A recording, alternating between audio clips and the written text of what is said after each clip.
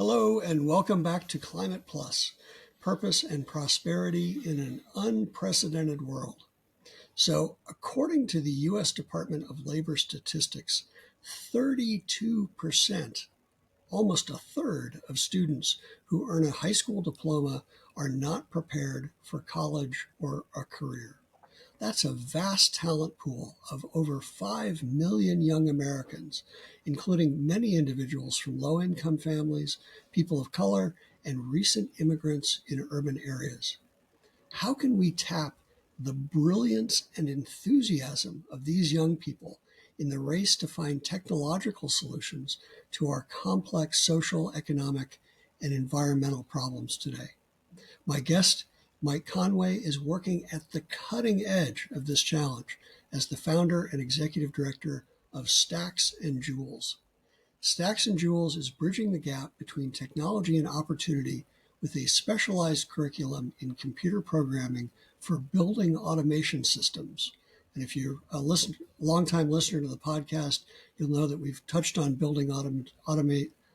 Here's where the editing comes in. We've touched on building automation quite a bit in Climate Plus. Their specialized curriculum engages young people's creativity to supercharge their strengths as leaders and get them on a fast track to valuable technology skills, regardless of their prior experience or training. Welcome to the podcast, Mike. Hey, thank you so much, Lincoln. Yeah, really excited to be here and to be joining in from a mechanical room in one of our partners, Henry Street Settlement, here in the Lower East Side of New York. Yeah, folks, that is not a Zoom backdrop. This is for real today. Yep. So let's start at the very beginning, and really for a non-expert audience, what are building automation controls? Why are they so important? And why does Stacks+Joules focus on that? Yeah, so building automation controls, it's really a system of technology that has been, developed to be able to essentially optimize the performance of all systems and especially integrated systems in modern buildings. So it's really like we explain it as like the shift from keychain to keyboard, right? So you have that picture of the facilities maintenance person and they're going around and they got that huge keychain and they're fumbling with it to get into doors and things. Building automation starts to shift that to where they're walking around with a tablet or sometimes their phone, but they're really more interacting, or at least their first interaction with the building and the performance of the systems is via that technology interface. So that's it in a nutshell. Yeah, it's a combination of the mechanical systems in the buildings, the system of sensors to get data off of that system, the IT, or in buildings it's often referred to as OT because they are often separate. So that's being able to get the data from the sensors to the software, and then it's that system of software that is configured to accept the data and to be able to program and then send signals to be able to optimize. And so, just stepping back for a second, I think what most people fail to recognize, and I really didn't recognize until I got deeper into building systems, is that buildings are not static things. I mean, they don't move, which is good, but the physical building doesn't move. But literally everything else in a building is dynamic, from lighting to ventilation to it's a living and literally breathing system. Could you talk a little bit about that? Yeah, I mean, it's such a dynamic system, and this is why there's such incredible opportunity in this space on many levels. So it's many different systems. You're moving fluids, water, steam, potable water, refrigerants, and then when you get into like a lab space or a hospital space or a manufacturing space, you've got chemicals and it's just a really, really dynamic system. And then another like complication is that they are they're built to last like a long time, Yeah. So when a new building is designed, or in some cases even retrofit, right? And the engineers are working on that design. Um, it's going to take years to actually build and have people in that space.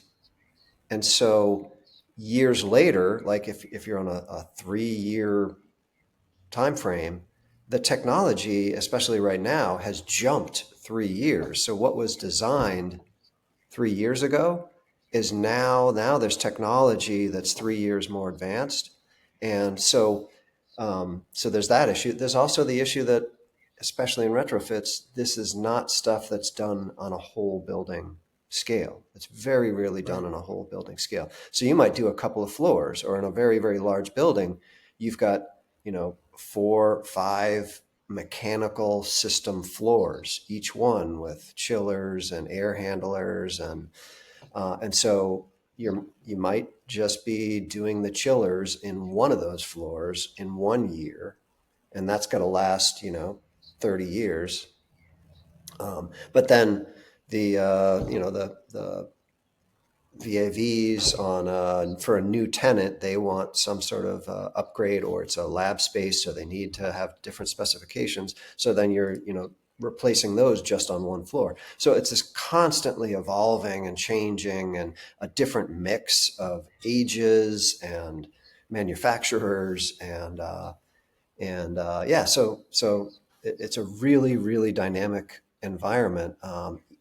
And it's dynamic even if it's a new system that has been like designed from scratch and implemented. As soon as you step in there, you're just dealing with the changes, based on outside temperature, based on Yeah. occupancy, based on use, based on changing norms as we switch from office work to remote work to back to office work. All of this is just like all of this change and dynamism. And so, as I say, like this is why it's such an opportunity rich environment, for companies that are designing solutions on the mechanical, on the technology side. And it's really what brought us as Stacks+Joules, made it stand out in terms of huge need and opportunity for workforce. Yeah. Well, what's tell us about the origin story. Yeah. What's the Stacks and Jewels? What's the story there? Yeah. So I think, as I just intimated, I wasn't in the building space at all. It actually starts back in second grade. Yeah. So myself and my co-founder, John Spooner, we're best friends from second grade, Mrs. Davidson's second grade classroom. And yeah, so we're just kids digging holes and riding bikes and all that. But uh, over the years, so I went into education. I taught high school math for over 20 years, and then started working with schools and teachers around project-based learning and career-connected learning, and then ended up coaching a number of high schools in Los Angeles specifically around career-connected learning in the area of engineering and environment. So Hmm. so it was sort of like going across that trajectory. My co-founder John, he was in the technology space. Started off in web design back when it was just launching, and sort of like jumped right into that. And then had some startups, and then ended up working most recently before Stacks+Joules with Alphabet, doing smart cities initiatives. So he was on teams that were, one of the things they were doing was deploying the Link NYC systems across New York City, which are these screens that you'll see on the street, and people are sometimes like plugging in for a charge, or they have banner ads and things. But they were deploying those at that time, and part of that was also to get Wi-Fi, to spread Wi-Fi into neighborhoods where it hadn't been as available. So he was on the technology side. I'm on the education side. We're best friends. I think what really linked us was innovation. We're, I think that's the foundation, and that's why I say we were digging holes and riding bikes and building jumps and forts and all that. We sort of carried that through our life and our relationship. And so as a teacher, I was really stepping in. I mean, I went in that direction because I've got mentors. My aunt Maybeth is educator, and my beloved aunt, my Uncle Bob and Aunt Judy were principal and teacher, and so I saw that as a good life, right? These are good people I looked up to. But my father and John's father and both our mothers too, very in some ways very unconventional thinkers and beers. I mean, on my side, I'm one of 8. So in these days, that was like kind of an unconventional choice for parents.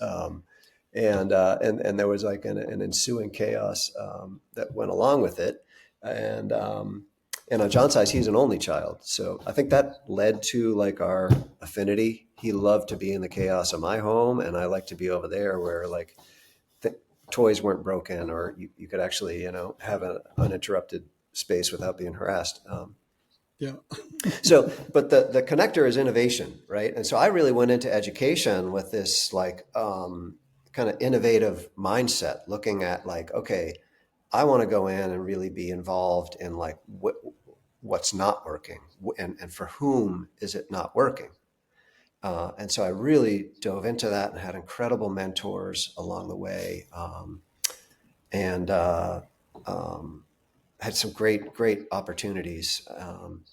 And so, yeah, what it came out was like, is project-based learning and contextualized learning, for math it's a great, it's an engagement piece, but it's also a learning tool. It allows you to go into far more complex learning and topics because it's got those supports of being able to build conceptual understanding off of what is familiar. So that was my drive, right? So I was really like developing projects, getting trained in project-based learning, like developing math projects, going and sharing my work at conferences. And I'd go to my best friend, John, who's in the technology space, to see, hey, what's going on out there? What's really like interesting? And can we get input? Can we co-develop projects? And so we did that over time. And over time, especially as I started to work with more and more with communities that had not had access to really, the opportunity to be successful in math, I started to really focus more and more on that career connected learning, so that they would come out with some math knowledge, but also like really some direct skills that could be marketable instantly and start to get them a job. So yeah, that was the origin, and where it came about. Now my older brother Matt is an engineer in the building automation space, so it was like going to him too and getting that connection. So it all came together, and it really did come together around building automation. And this was like, I'd say around 2012, I did a project. Oh, there's the pump. So let that go. How's this so far? Good. Really good. Okay. So around 2012, there was this big green jobs push. And I saw like solar but in the high school, some of them were like around like composting and urban farms, which are great engaging activities. I didn't see them as resulting in family sustaining jobs. They just didn't. Right. They didn't pay. And also the skills you get are like hoeing and shoveling and some science. So if you could link it to science, then you could get some purchase there. But I didn't see the technology, and technology is like, that's the key more and more and more to, I think, a promising future. So So it was seeing that, as I struggled with that and saw that the outcomes weren't what I wanted. And in conversations, we saw, oh, building automation, it's got the huge need, right? They just cannot find it really, like, because it's a combination of mechanical system understanding, low voltage wiring, IT, right? You've got communication issues, and really sophisticated software that doesn't work if it's not set up right, or isn't that your naming protocols aren't followed correctly. So each of those levels is a complex area, and so the combination is like a unicorn, and those unicorns are aging out as time goes on. So there's this huge need, right? So we saw that, and also because what you started off saying, like, buildings are really dynamic systems, that sets up this incredible opportunity where you have to continuously learn. There's always a different mechanical system, a different technology. They're being upgraded. There's a different mix of old and new, just like we were saying, right? So you've got to be continuously trained. And every time you're trained on a new system or a new approach, your value goes up. And because there's this like crunch for talent, they're going to have to compete, and people are going to become, like, poaching is this huge thing across the industry. As soon as someone gets trained and is really functional, that's when the recruiters and the other companies come sniffing around and start offering that bigger paycheck. So there's these built-in advancements. And then the other important piece is that, and I'd say this comes back around to innovation, is it's this idea of nonprofit as a like engine of innovation. Yeah. So let me unpack that a little bit. When we started, John and I, we really looked at this. Okay, are we going to do a for-profit? Is it going to be a B Corp? Or are we going to do a nonprofit? And what I'd say, two things led us to incorporating as a nonprofit. One is our mission is really centered on who we serve. So that points us to the nonprofit, right? We describe it as overlooked and underappreciated individuals and communities.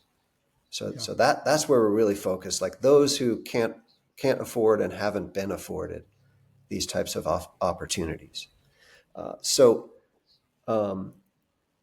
But the other piece is around, it's related, but it's around this innovation piece, which is, given that that's our mission, we looked at other, ed tech companies, and when you step directly in as like for profit, and you're, directly, as I would say it, like in the market system, then the pressures are part of why we don't have the talent that we need in this country right now, is that the pressures say, who can afford it, right? So when you're in that market system and you're looking at it in those terms, you're saying, who can afford it? How are we going to fund this? And how who can afford it? And what's the most sure return on your investment? And that system has not been working. And like you said, it's leaving out. I think you said, like, the reports typically say that they're unprepared for college or career, and I get where that's coming from. They can't just step right into it, right? It doesn't mean they're not capable. Yeah. It means that they haven't had the right supports and opportunities, and so we are like losing access to all of that talent and genius that we need. So this is where it kind of comes together, is as a nonprofit, we're able to innovate in ways that we could see that the market pressures wouldn't allow us to do, because we can go and we can get foundation funding and state funding and grants and individual contributions. And it sort of, especially at the beginning, kind of took us out of that direct drive for immediate profit in terms of funding, and allowed us to really like innovate and develop the program. Now, saying that, we understood that we were going to be successful if we create outcomes that are profitable, right? So we're not like outside of that thinking. It's not like charity thinking. Oh, pour this money in to people that otherwise can't manage. And this comes down to that respect for that sort of overlooked genius that's out there. Is we start off with that firm and really kind of stubborn belief. Oh, they can. We just got to get the right supports in place, and once they can, they're going to be really valuable in that market system, and that's where we're going to get success. Yeah, and so yes. yeah, and this is so.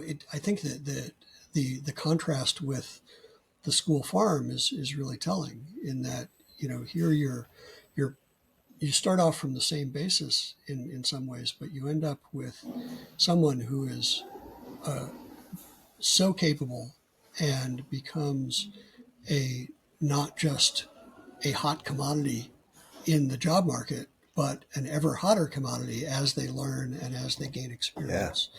Yeah. And yeah.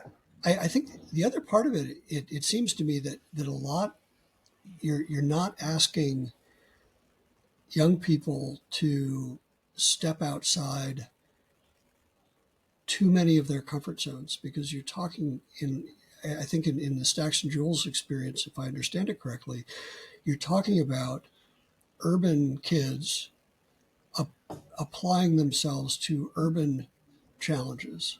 And yes. They're basically interacting with their environment in the environment they've grown up in completely new and incredibly sophisticated and really remunerative ways. Yeah. Oh, there goes the pumps. Really good point.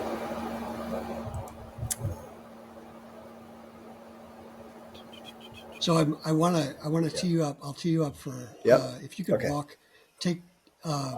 So let's talk.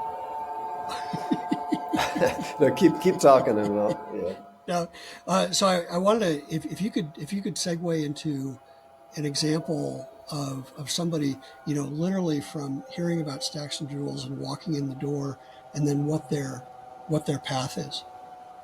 Yeah. Okay. Yep. Oh my gosh. I hope it's not going to become more like as the building wakes up. 10:30.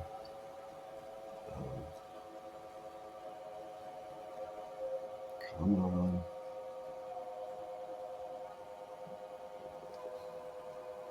Shoot. I thought these filtered better.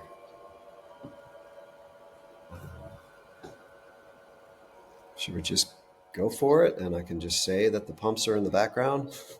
Yeah. No, it's real. Let's bring in the realism. Yeah. Okay. You might be hearing the pumps here in the background turning on and off. It is a real functioning mechanical room. So I'll speak over it, and if at any point it's not understandable, just please let me know. So yes, in the environment, right? In very, very much in the environment. I mean, we are on the Lower East Side of New York. Most of our students are coming out of the public housing, which is right along the East River there, stacked up along the East River. So they're coming out of those buildings. Now, they're not experiencing building automation in those buildings. They're often experiencing like very uncomfortable living conditions in terms of heating and cooling and everything else. But the buildings are there, so we do some cool things. Well, I'm thinking like an example of like how important that is. This guy Nick Sanchez he was in our second cohort ever in collaboration with Henry Street Settlement, and he so definitely like that typical as I described. Oh, man, it's just getting louder, isn't it? Actually, from my ears, it's staying about it's okay. Okay, The yeah, because I pitch think is there's the some pitch is filter going changing. on. Okay. Yeah. So Nick Sanchez, yeah. So he came in. He was high school graduate. Was just I think working in like a gym that a friend of a friend owned and gave him a job at very low wage, and so totally taking a chance. Right. He saw that it was HVAC. That's often a drive because they see those vans and they're being told that that's a good place. But also, it mentioned technology, and so that kind of sparked his interest, right? But absolutely no background in either technology or HVAC, and only a high school graduate. But something that really got him, and we did this early on, is we have industry partners into the classroom all the time to get that connection, and so that they meet the talent early, so that we can get them hired. But one of our great partners early on was Anne-Marie Bola, an engineer, a woman engineer, from New York, from their community. And we just did a street walk, right, with her. And we're walking down and she's just pointing things out, the water tower on the roof and how does that work? And where's that going? Oh, there's a vent on the side of the building. Like, what do you think that is? And how does it go? And we start learning about intake and return and supply and the different types of like AC units and heat pumps that we see hanging off the building. So it was like, sort of like I was of the Sesame Street generation. So it was like, these are the people in your neighborhood kind of experience, like walking the neighborhood. So yeah, they just start to become aware. And then another piece is in the Lower East Side, there is the last kind of like largest remaining power station, I think converted over to gas, but huge, stacks that you can see letting off something. And of course, it's right by where they live in public housing. So when you start linking it to, what we're learning is about reducing our reliance on that, you've got this real, like, just layering on the hooks, right? So they're in their neighborhood, they're learning about what's there and becoming aware of it, and they're also like being given this drive to improve the health and well-being of those they love. So yeah, he just he took to it. And another experience with him and the rest of the classes, we start off with lighting in the context lighting and lighting controls, and so we have a little kit that's three, programmable, or really just three wireless lights, like a Philips Hue, or these things that are so ubiquitous nowadays. But we were able to like crack into the API, and so they can write script in Python to control these lights, and that's how we introduce that, a lot of control concepts, but also the connections and the IT layers and all of that. So it's very engaging. It lights flashing. But one of the things we did was we get to where we test different efficiencies of different types of light bulbs. And so then I took them to just the closest subway station. And we went down because I'd noticed on the way there,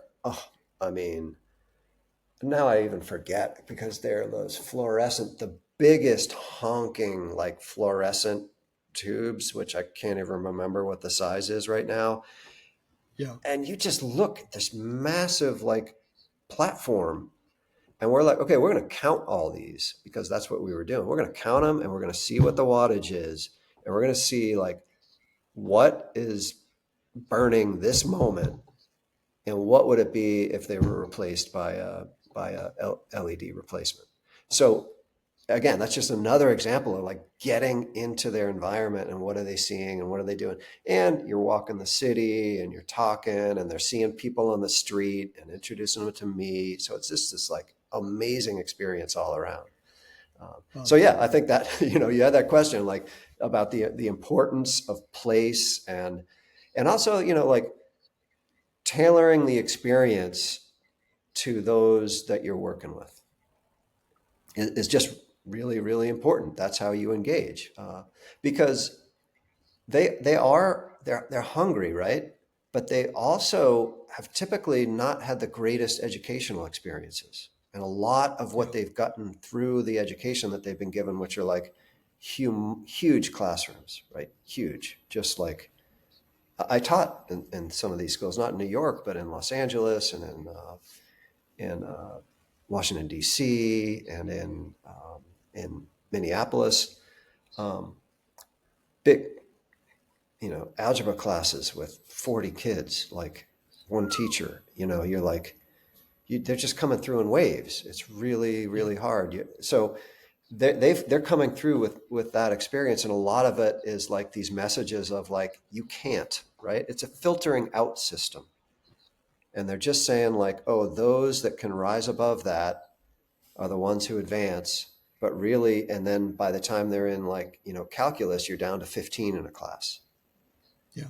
And so it's filtering out. You're just filtering out all of this talent, and the messages that they're getting, these internal messages, are like, oh, that's too complicated for me. I can't. So you got to break that down. Yeah. And you've got to like very quickly get them into learning something technical, right? So you can't dumb it down because they will not respect it. They know when it's being dumbed down, and they're like, oh, this is another fractions worksheet, isn't it? Right. So you can't. That's why we start off also with coding, right? But the way that we do it is very accessible. And also like constructivist. So they are, constructing their own meaning, and they're exploring, and it's trial and error, and they're able to get those lights flashing, right? With actually very little input. And so then our messaging, which is a really, really important part of those first 2 weeks, is you're setting them up with confidence that they can learn technical skills and content, that they've got that ability and that power. And you're not just telling them, you're facilitating activities that result in them internalizing, look what I just did.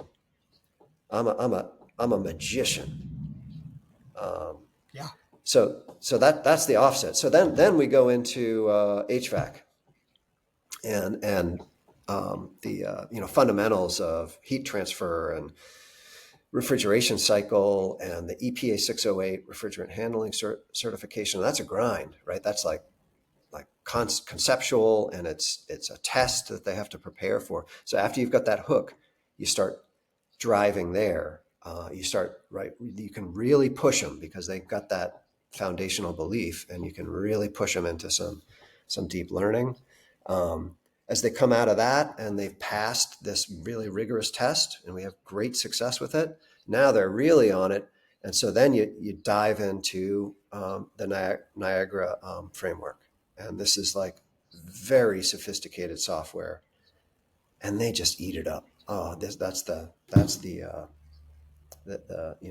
digital generation. They're doing this stuff in Minecraft and games, they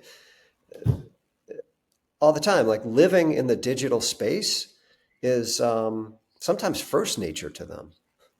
Yeah. So when they're can you tell us what Niagara is?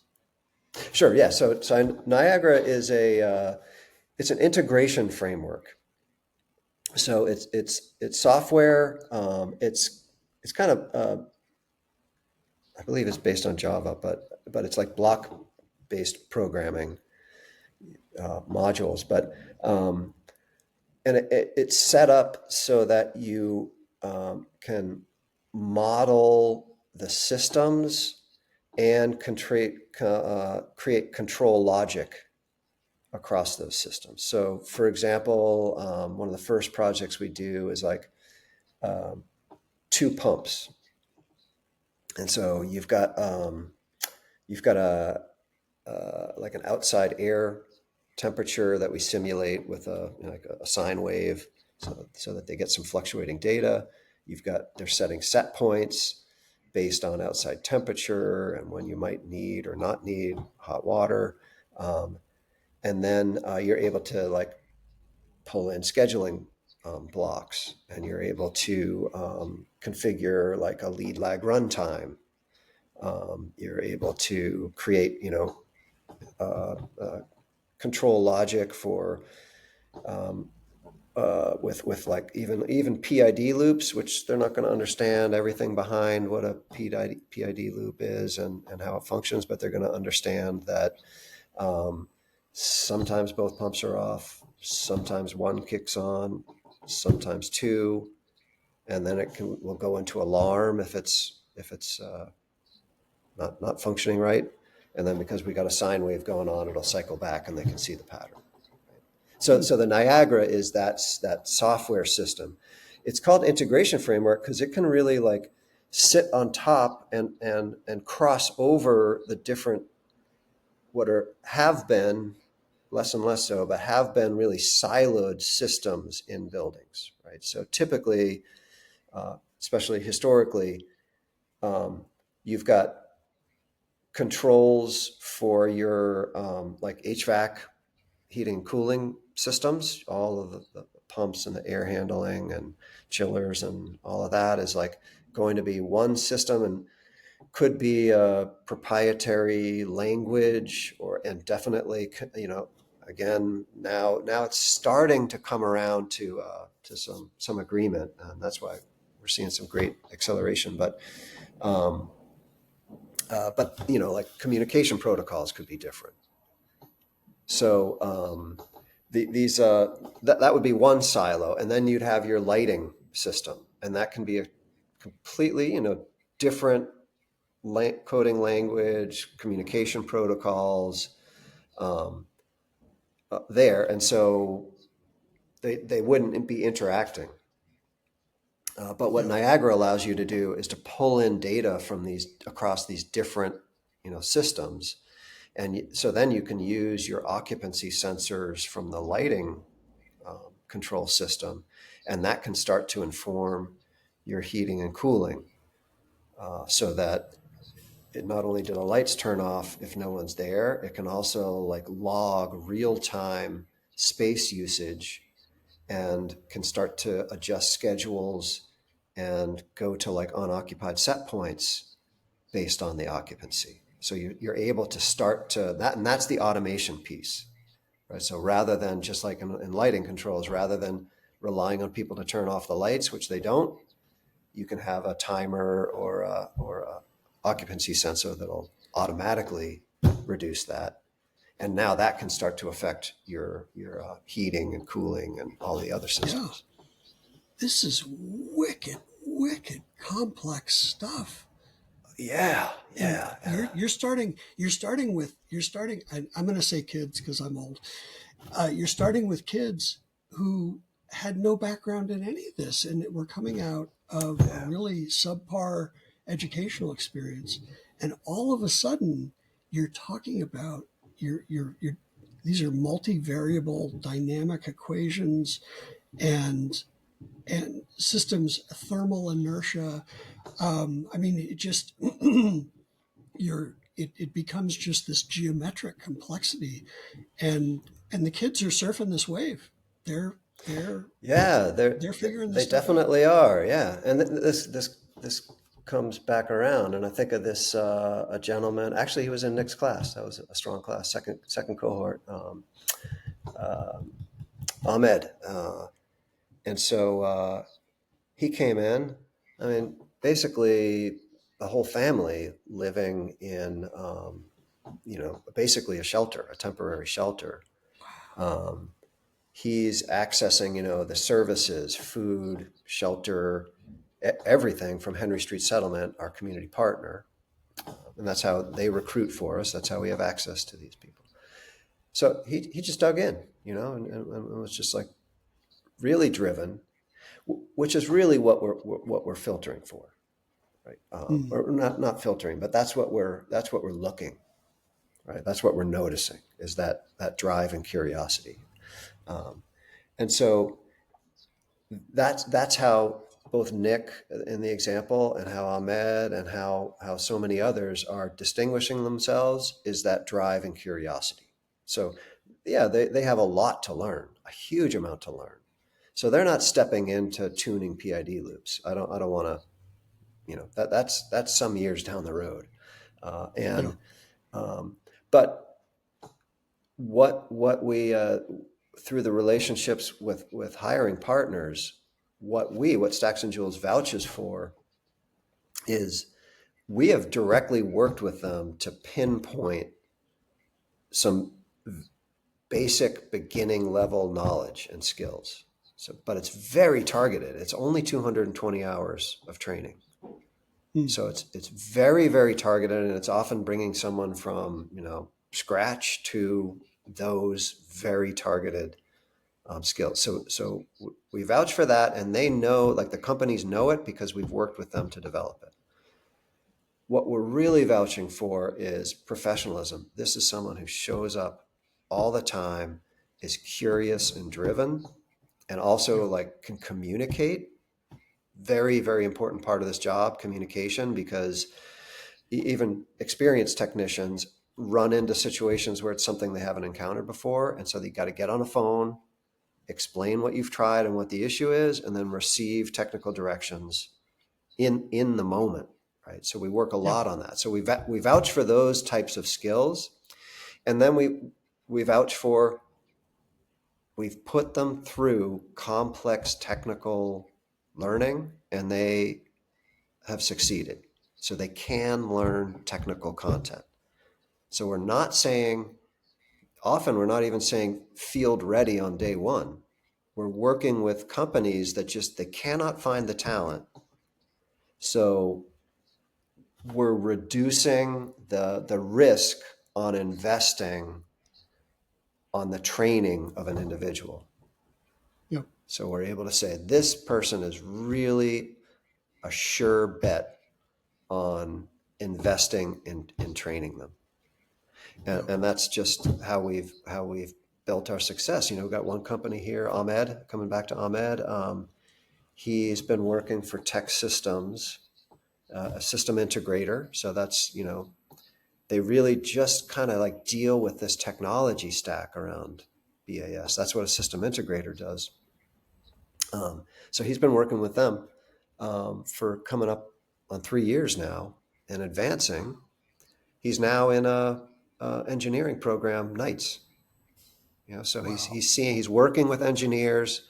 He's got that confidence of like working with these complex systems. He's like, I see what they're doing, and and now I can I can crank out VAV boxes and check test them, and everything's working perfectly. I want to start working with those chillers and those like really more complex design work. And in order to do that, I've been talking with, my mentor who's an engineer. Let me go start engineering. So yeah, that's that full story. And I mean, this is just incredible. Another guy, Tyler, from our first cohort, young guy from the neighborhood, living with his grandmother in the Chinatown section of Lower East Side. He had started college, and this is can be a very typical story, right? And something that I was seeing when I was teaching, and that I wanted to really address had started, but especially once the pandemic hit and everything. I mean, they typically like chew through Pell Grants and the grants and things, but it's often on remedial classes because of the type of education that they've been afforded beforehand, right? So they chew through the grants in remedial non-credit bearing classes, and then they have to start taking out loans to get the degree level classes. So it takes even longer. And so now they're going into debt. Well, they can't manage, paying off debt, taking on more debt, and they can't really even manage like keeping up rent and food. And so that's why it's not working for them, and why I avoid the term dropout is they're surviving out is what's going on. And so that was Tyler, but he was in an architecture program, so had the interest, but had only done I think maybe a couple semesters. Super smart, also young, didn't have any like work experience on his resume. So he graduated from the program, and we got other people hired, and he was one of the sharpest, one of the best we had, and we couldn't get him hired. And I really think it was just his age, the college, non-finishing, nothing on the resume. So it just was like looking like too much of a risk. So what we did with Tyler was we actually hired him as an intern, paid him as an intern to support the next cohort. And then when we have industry partners come in, we sort of slid Tyler over to help them set up Yeah. and get this direct engagement going on. And so they were doing some activities on our training panel, and so he's over there helping them. So it just they start to actually experience, like the hiring partners experience who he is and his ability and his curiosity. He was hired, like we had him, I think, for 2 weeks as an intern, and he was hired again by Tech Systems, and just was one of their star employees. He was with them for 3 years, and now just hopped from them to JCC and left New York for Texas. I think San Antonio, but I can't remember exactly. But yeah, so and now they've got him flying around the country troubleshooting. Wow. This is like an incredibly, incredibly valuable individual, on every level. And coming back to that first job, like when he got his first real job with the paycheck coming in at like $28 an hour, the first thing he did, he didn't like move out or like, start buying stuff. He took over rent and groceries for his grandmother. That's the kind of like person that he is. And we see this all the time. I mean, I got a kind of a rude awakening the first time when we were offering some stipends. This is during the pandemic again. And so we had to shift over to all online, and it was a high school program. And we shipped out our lighting kits, and we gave them all, we got them all computers at home because we were just in the middle of all that. So really, really intense, but keeping them engaged was really key. So then we shifted some funding over to stipends. And so when I sent out that first check, and we were on Zoom meeting, and I was like, hey, what did you spend your money on? Thinking it was going to be some Jordans or whatever. And that's a typical story. Oh, I took my family out to dinner at Burger King. Oh, I got groceries for the whole family. And they're saying it with such pride, way more pride than like, oh, I got, these shoes or this jacket or whatever. That's the kind of people that are among that 5 million. These are like incredible, good, and very smart and capable people. So that's what our whole system is set up to do, is to like find them, support them, and then get them into these really advantageous situations. Yeah. And that brilliance, those smarts, that potential is everywhere. Oh yeah. I mean, really. And I'll say, like, we specifically have a very open acceptance. Like we don't screen for skills or prior experience or prior knowledge. We have an interview, and in the interview, we're just looking for those two things, like interest and commitment. So we have questions that are just about trying to get indicators around, are you really interested in this? Did you do a little research just to see maybe what it's about, or something like that? And then can you commit? Is there anything in your life? Are you really going to double down on this? And so it's as close to random as we can, of plucking people off the street and putting them into a building automation training. Yeah. And we're getting these incredible results. This is where I say, like, this is like, well, one is like, talent is abundant. I mean, it has built this country. I mean, what kind of people built all these buildings? The Empire State Building. I mean, they were not all engineers and college educated back then. Like a very small portion of it. So these Yep. buildings that are iconic and have been standing, and the Brooklyn Bridge and all of this infrastructure was built with the genius of those contributions.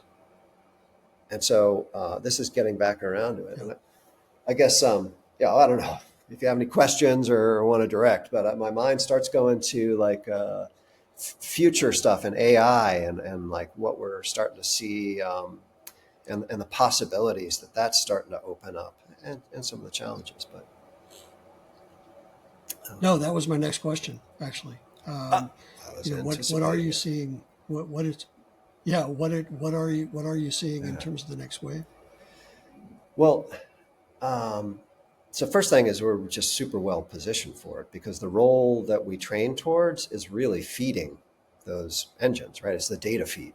It's establishing and maintaining a consistent, reliable, and verified data stream, and that's what you need in order to train those systems. So just becoming more important. So that part's really, really good. Now, what we're also seeing is that this idea of like being able to engage in more complex work than we often give credit for is being accelerated by AI and these tools because it's taking things that used to take a lot of training and experience and time, and it's it's able you're able to like shift some of that over to AI. So here's an example from our very last cohort, which just graduated and is now in like OSHA training. So they do that after us. They get their OSHA SST, and then we've got them set up internships across a bunch of companies, and then we'll get them into jobs. But so this one individual, um, Adrian. So they're doing like the outcome of the first coding unit is they like write script, Python script to create a light show to whatever song they want, right? And so Oh, that's neat. like super connected because you got scheduling and you're making your task tuning. And so we link it to the formalized control strategies associated with lighting, but it's a song and the lights are going and they're making decisions based on that. Uh, so I guess it was actually before he got to a song. We were just doing, I don't know, the third activity or something. And it was introducing like 4 I loops, so that you could create an array of RGB values, and then it would cycle through. So you're starting to see some automation. So he got the base going, right? He got the code to work as it should, and cycled through a number of colors that he had assigned. So all cool. Not even talking to us, he goes to Chat GPT, loads up what he had written in the script, and then said, "Hey, can you use this to create a simulation of Northern Lights?" Oh And my goodness. bam, like comes back using all basically the same functions. A couple of like more advanced applications and things were in there, but and he played it and it was like uncanny, like like you picture Northern Lights, how they sort of come in and out and waver in those Yeah. greens and blues, and so it did all of that. So that's an example of like like here he is, he's just on his third day of Python programming and he has accomplished that. It's also this incredible learning opportunity because now it's come from him. He did the base, he's got the base knowledge. But as a class, then we went in to see like, okay, what do we understand from what we've already gone over? But what's new and how is this working? And so it led us to Yeah. different functions and applications that we hadn't covered yet, that weren't part. So the point is like it's enabling, um, yeah, as I said, like more complex work than I think currently we the typical employer or job systems, um, they're making judgments about what someone is capable of, and that's all being remixed. Like Right. they're able to do far more complex and engage in far more complex systems with the support of these other tools. Yeah. Yeah. So I'm just looking at the time. We should probably Oh jump yes, to our yes, I lightning need to. round question Yeah. here. Okay. Uh, so three questions. There's the opportunity question, the barrier question, and the spotlight question. So if you had an incremental $100,000 or $1 million to invest to spend somehow in helping solve, accelerate the solutions that we've been talking about, where would that next chunk of money go? Uh, so there's an immediate answer to that, and then another one. So the immediate is expansion. So we're really gearing. We've just been in New York City, but we are gearing up to launch in Charlotte, North Carolina, through a partnership with Goodwill of the Southern Piedmont. So same model, right? We've got that core community-based partner. We've got employers in that region who are just cannot find the talent that they need. So we're going to set that up. That's going to give us a model for expansion, right? We're going to use that to learn, okay, how do we do this? And Yeah. so then we want to really go more aggressively into expansion in the future and start jumping to other cities. So that's a near term. Now, I think the funner idea is what we call the DAB Lab, and this is the digitized automated building laboratory. And that's something we've initiated here. We're working with Delta Controls, Borough Happold, and Autodesk Foundation to outfit a building that is owned by our partner Henry Street Settlement. And we've already put in some basic controls. Although it's just monitoring now, we're not controlling anything because it was just a completely silent building. But we're starting to get performance data off that building that we can already see opportunities for improving the performance. So kind of doubling down on this DAB Lab model where we switch from like simulations, learning off of simulations, to really learning by engaging with a live building. That is Yeah. that's something that we're really, really excited about. I was just with a team of interns that we had yesterday, and we were up there because one of the controllers was not feeding data, and we had to figure out what the issue is. And so they've got their multimeters and their control plans, and we're hunting down where the Wi-Fi dongle is that's attached there. Yeah, it's like just this incredible learning environment. So that's what I do with that. Yeah, and let's talk a million. All right, 100,000. That goes quickly. Yeah. Yeah. So next question is the bulldozer question, the barrier question. If you could get rid of one barrier in your way, other than money and time, Yeah. what would that barrier be? Well, I'm not sure that this goes at where your question is, because it's more like it comes around to that expectation that I've been talking about. Like if I could get Yeah. rid of one thing, it is that limitation on expectation. It's incredible because this is a really like innovation driven sector of the economy. I mean, huge amount of new gadgets, new sensors, new approaches, new technologies.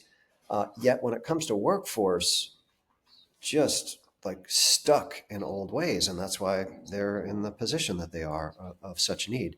And those old ways are thinking like, oh, you've got to have this in order to be able to do this, rather Right. than just saying, let's get to doing this. And more, we have more and more companies that are shifting that mindset because we've got proven track record, and the companies that we're working with who are on board, Tech Systems, I forget if I mentioned, they've hired, I think it's coming up on 25 over 3 years. So like they're going gangbusters. They're able to like get new projects because they know they can get the people up quickly to be able to do it. And that's often a logjam for these companies. They can't take a project because they don't have the people to do it. And also they win bids because, they're pulling in newer talent that's, it's not all engineers working on every project. Right. So it's shifting that mindset to an opportunistic, like let's take the innovation mindset and start bringing that to workforce. Yeah. So, okay. So really quickly, the third question is the spotlight question. If you could shine a big spotlight on something that you think is underappreciated, undervalued in the world, or associated with what we've been talking about, where would you point that spotlight? Well, it's the people. I've said it, I think, many times here. It's the individual. It's that Tyler. It's Ahmed. It's Cicelyne. It's Diana. It's Fran. It's they're incredible. I mean, these are incredible, good people at the core, and capable of really the work that we need done. So that's the spotlight, and I can only imagine. I start imagining like. Other countries, other communities, and I think that's what has kind of driven me through my career. Is it might even sound corny, but is the notion of like we're all created equal. Yeah. Like I'm naive, right? I buy into that, and as I said, it's like kind of stubborn. Like I'm just not willing to even consider that it's not true. And I really haven't been disappointed, by stepping in there. We find talent everywhere we go. And so I just want to keep pushing that. Like, where do you think would be like the least likely place to find a pool of BAS talent? Yeah. Well, let's go there. Yeah. I'm gonna take you along. And man, you're going to come out of this with like restored hope in the future. That's what the end result's going to be. And we're going to do some amazing work along the way. Great. Well, that's a terrific place to wind up. Mike, thanks so much for being on the program. Hey, thank you. Thank you. Yeah, I do have to jump right away. But man, thank you for this opportunity. I'll go over the transcript as soon as we get it, and we'll take it from there. Sounds good. Well, you can drop off. I'll do the outro if you want. Cool. Yeah. All right. Thanks again, Lincoln. Okay. Thanks, Mike. Bye. Okay. Bye-bye.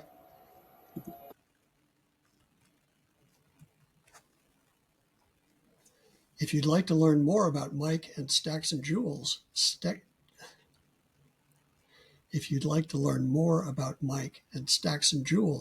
check out stacksandjoules.org. That's stacksandjoules.org. And I hope you'll join us again for another episode of Climate Plus, another set of challenges, opportunities, and solutions in our unprecedented Climate Plus world. In the meantime, you can find the podcast at climatepluspod.com, on LinkedIn, YouTube, Facebook, Instagram, and Blue Sky, and pretty much wherever fine podcasts are streaming, including Spotify, Apple Podcasts, and Buzzsprout. If you've enjoyed this episode, please make sure to hit that subscribe button so that you never miss an interview. Also, I would really appreciate likes, comments, follows, and of course, reposting and sharing the podcast with anyone who might enjoy it. It is a great way for us to help grow the Climate Plus audience. You can provide feedback to me directly by emailing me at leb@climatepluspodcast.com. Climate Plus is hosted by me, Lincoln Blevins, and comes to you from beautiful Half Moon Bay, California, just over the hill from Stanford University in Silicon Valley. Thanks so much for listening, and I'll see you next week for another episode of Climate Plus.